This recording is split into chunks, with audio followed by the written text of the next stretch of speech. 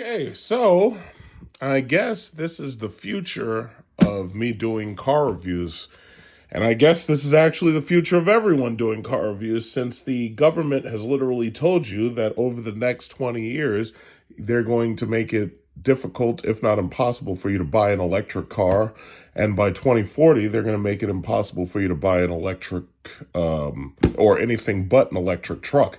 In fact, as I foresaw, they're coming after just about everything you have that uses gas or fossil fuels. They're coming for your gas stove. I think by now everybody understands that. They're coming for your gas water heater. They're coming for your gas dryer. They have protests that I should mention where there's people literally going to City Hall and throwing pizza over the fence because they're angry because they own pizza restaurants, and the government's coming for your pizza stove because they're saying, oh, we want you to make it 75% less emissions. I'm like, these people are making coal-fired pizza. There's no such thing as 75% fewer emissions when you're using coal, which also tells me that eventually they're coming for your charcoal grill. Think about this. Now, I think by now, most of you would say, you know what? He ain't lying. This ain't conspiracy theory. This is conspiracy fact. It's not a lie anymore. It's not a conspiracy. It's not a conjecture. This is happening. So if they come after one thing, they're going to keep coming. They're not going to stop. So the bottom line is, I've decided to play, because I pay my taxes early. So I've decided to play the tax game and jump into electric vehicles, quicker than most other people. There are some people who, for whatever reason, think all these Mopar products are going to be worth a lot of money in 20 years. No, they're not. They're not. These are $30,000 cars with like $40,000 and $50,000 worth of shit in them, and they're all made of plastic and fiberglass. These things ain't gonna be worth nothing. It's not like you got like a metal '69 Challenger or a Demon from back in the '70s. It's not like that. It's like those things, they're done. It's like most people can't even afford them because the insurance is so high. And if it's not the insurance, it's the gas prices. And if it's not the gas prices, it's the fear of theft. So ultimately, electric vehicles are the future. It just is. That's what it's going to be. So this is going to be like part one of the content that I'm doing revolving electric vehicles, regardless what vehicle I have. Like, as time, and I'm thinking about it more and more because, see, here's the thing. I have the cash to purchase my Lyric outright. But then I think to myself, I'm like, wait a minute, if I give them that much cash, that means that if a house goes on sale that I wanted to add to my real estate portfolio, I wouldn't be able to do it because I'd have given away all my cash to the car. So I was thinking about it, and there's a very good possibility I might consider leasing my Lyric. There's another reason why I might consider leasing my Lyric. It's because the Escalade looks really good. And the way I'm seeing it, it's like, if I have the Lyric for like 3 or 4 years, I've already got a bunch of comments. Oh, yeah, the battery's not going to last. The battery's going to die after 8 years. And I'm like, well, if I leased it for 4 years or 3 years or something like that, I wouldn't have to worry about the battery. The battery is, all electric cars that get sold right now are warranted. The federal government forces these car manufacturers to warranty these batteries for at least 8 years. There's also a 10-year force warranty that they enforce, but it's at least 8 years. So I'm not really worried about what happens to the battery if I lease the car. Furthermore, if I lease the Lyric and then I say, you know what? 4 or 5 years down the road, there's something new. There's a Mercedes EQG or some shit, or Cadillac Celestiq or something that they make that's not $300,000. The bottom line is, if you lease these vehicles, it gives you options just in case technology or the style changes. So my thinking is that if I lease the car, then I won't have to worry about batteries. I won't have to worry about anything underlying the car at all, because after the 3-year lease, I just give it back. I drive around in a brand new car. I see how I like electricity. I see how I like electric cars. And then I just give it back. So I'm thinking about it. That might end up being the path that I take. It might be, because I really like that new Escalade. And some people are like, oh yeah, but the Escalade, the battery will die, or you can't take road trips. Well, if you followed me any length of time, I've told you 100 times, I don't like taking road trips. That's number one. Number two, if I were to take a road trip longer than like 400 miles, I'm not going to drive. I'm going to fly. So like these people who I know who always drive down south to like Florida and Georgia and Virginia Beach, I'm not doing none of that. If I want to go to Florida right now, I'm getting on a plane. I'm getting on the plane business class and I'm flying down there. If I wanted to go to Virginia Beach, I'm not driving.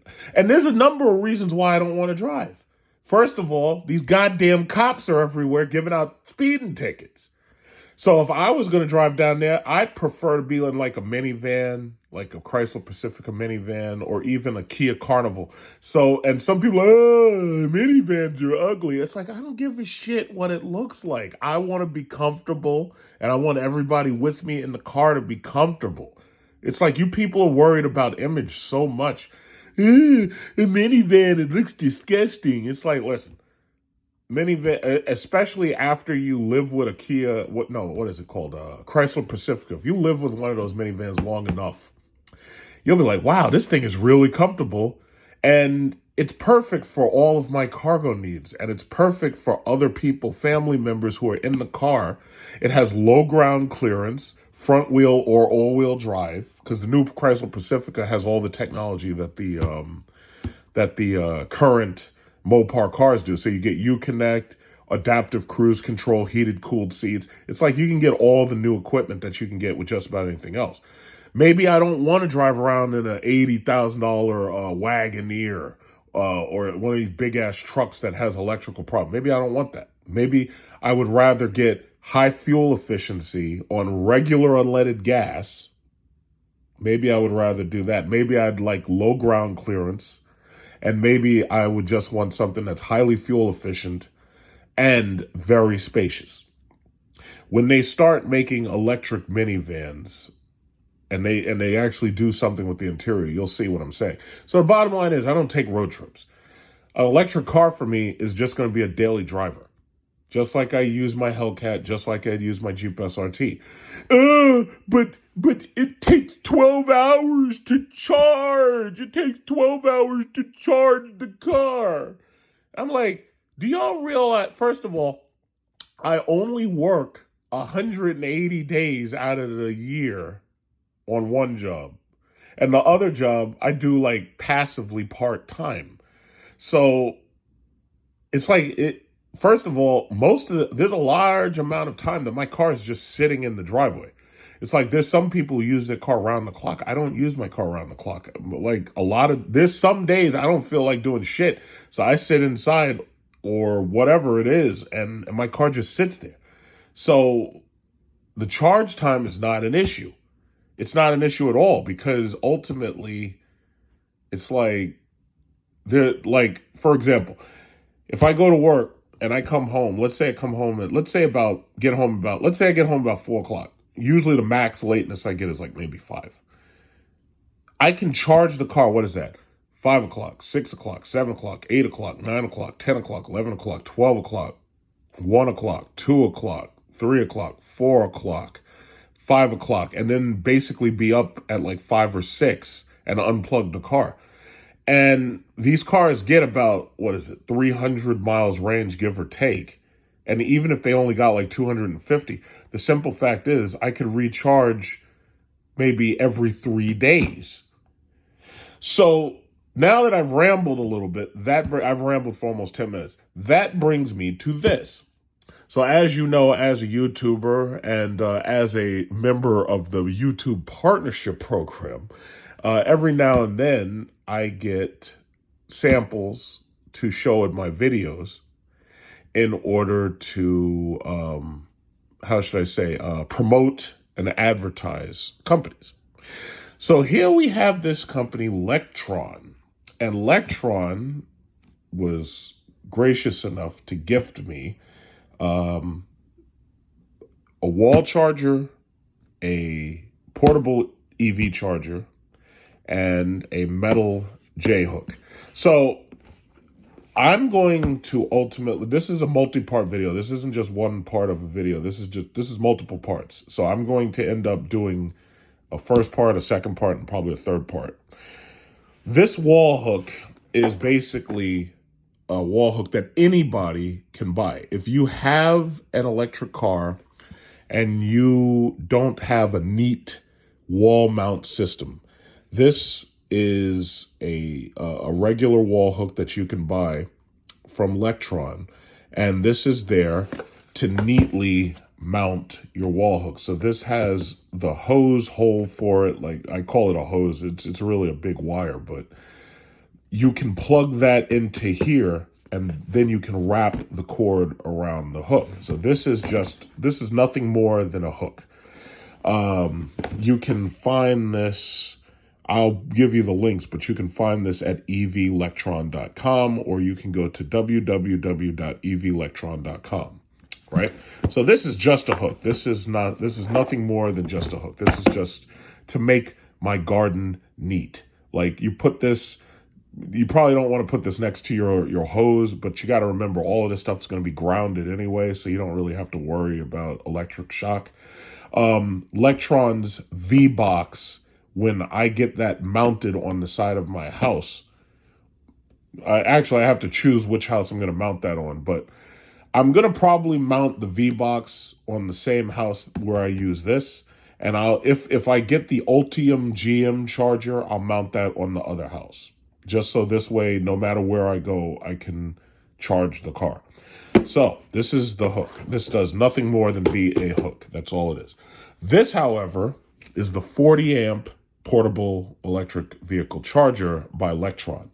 So when I asked for this in email, because they gave you an option of which one you get. So basically, as you can see, this is NEMA 1415, and it's level 2. When you have a level 2 charger, which my dryer and my air conditioners can work on, all of my appliances are electric. Everything. My dryer is electric. My, what is it called? Stove is electric. So your stove and your dryer, you can use this on the exact same socket or the exact same power line that you would use either one of those on, because you have to have a 220. This is a level 2 charger. A level 1 charger may take a long time to charge some cars to 100%. So the smart thing for any EV owner to do, if they have a house, they have a garage, is to get the level 2 charger. So this is the level 2 charger. So this is, again, part 1. So if you were to buy from Lectron, they give you this nice case for your level 2 charger.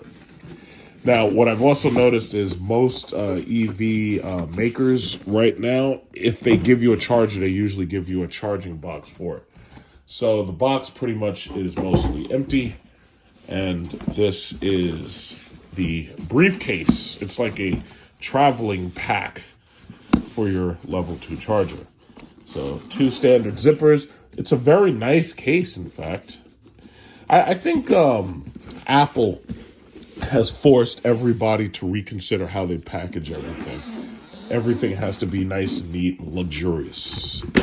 So this is my new Lectron level 2 charger. So it's a 40 amp portable EV charger. Now, the thing about this part right here, because keep in mind, this is part 1 of a 3-part video, at least 3 parts, because I'm going to keep doing this over time. This is a portable charger. This is not the one you have to mount on your wall. What this comes with, however, is this comes with this cover, plastic cover. You can put this in your car and travel around with it. So this is the plug. right here. It's a very thick, big plug. So many of you will recognize this plug from your electric dryer if you have an electric dryer.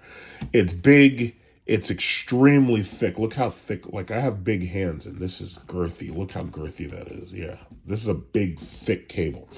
So short of, as long as you treat it right, you don't have to worry about electric shock or anything.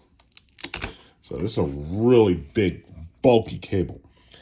Okay, the way these chargers all work, because I've used these chargers before, they have a power light, they have a light to tell you that the car is connected, then they have a charging light.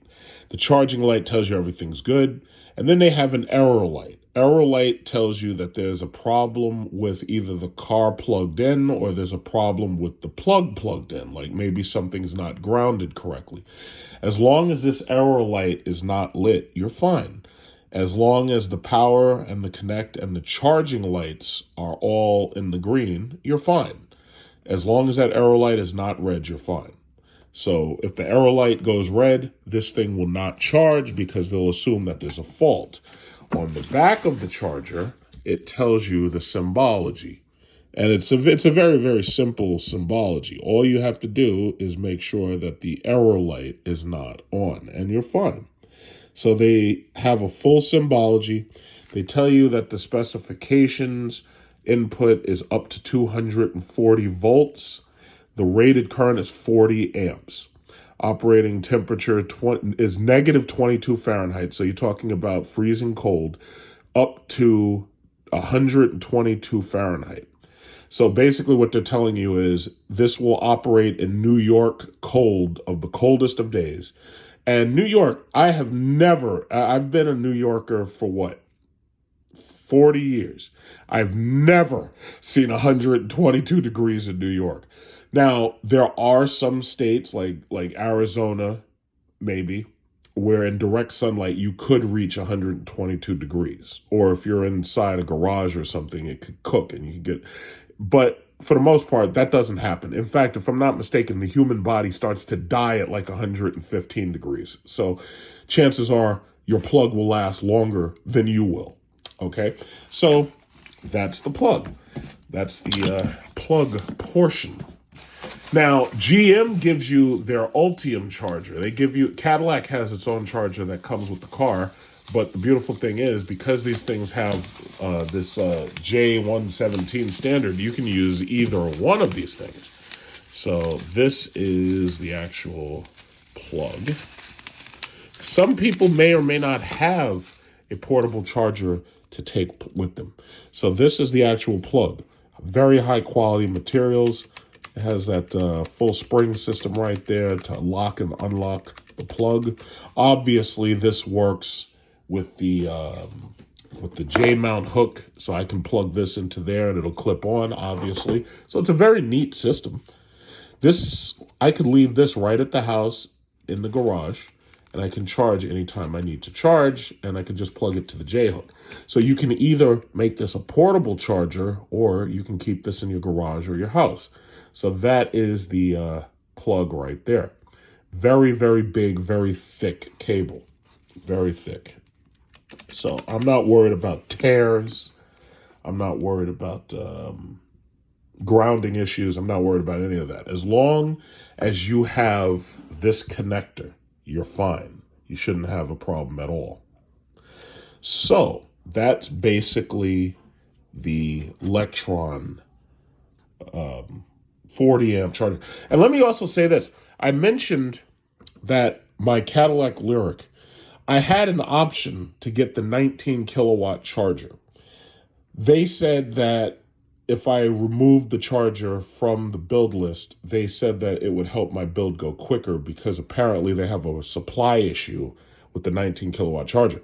Thing about it is, this is a 40 amp plug. So that means that you have to have the proper wiring in your house on your circuit breaker for 40 amps, right?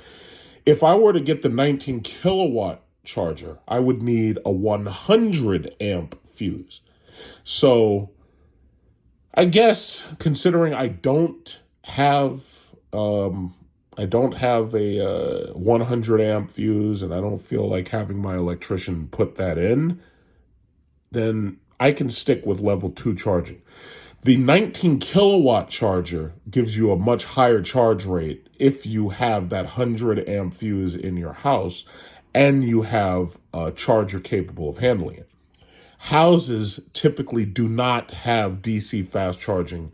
Houses typically do, regular houses like in the resident, they usually do not have level 3 charging. If you want level 3 charging, you typically have to go to either the dealership or you have to go to a specific level 3 charger. If you go on Google, Google Maps will tell you where level 2 and level 3 chargers are. They will also tell you, they pretty much tell you where any charger is. The other thing, the last thing I'm going to say for this part of the video, if you want this same plug for your Tesla, Lectron makes this same plug where it will plug into a Tesla instead of any EV. Now, I specifically know that I have no chance of buying any Teslas anytime soon. I buy Tesla stock. I don't buy Tesla cars. I'm not interested in their cars because they bore me. If you want this plug to be a Tesla plug, you can get this as a Tesla plug for your Model X, Model Y, Cybertruck, Model 3, or Model S, whatever. You have to do that on the website. And if you order it, they will have it delivered to your house within 4 or 5 days. Like when I ordered this, it took like 3 business days and then boom, it was here. So that's another thing. You can get this for your Tesla. Anything else? The V-Box that they have, which I'm going to eventually review when I have it installed, the V-Box that mounts on the outside of your house, that can also be equipped with a Tesla adapter. Tesla itself is opening up the Tesla supercharger network so that if you have any vehicle, you can pay Tesla a subscription fee and you can use superchargers. Basically, that's a great thing because Tesla has a more reliable network than most other charging networks. So that's actually a really, really good thing. So basically, that's all I'm going to say right now. So that's about, introduction to my charging equipment. So basically, Lectron makes good equipment. I've used some types of their equipment before, but it wasn't for charging cars. But they do make very high quality materials, very high quality technology. So they tell you pretty much everything you need to know, if you need to call anybody, if you need to contact anybody. But I'm anticipating that I'll have a good experience with this because it's very high quality and it's very, very well made. So that's part 1. The next part I make will be hopefully charging one of the cars, specifically my car, when it actually comes. To be continued.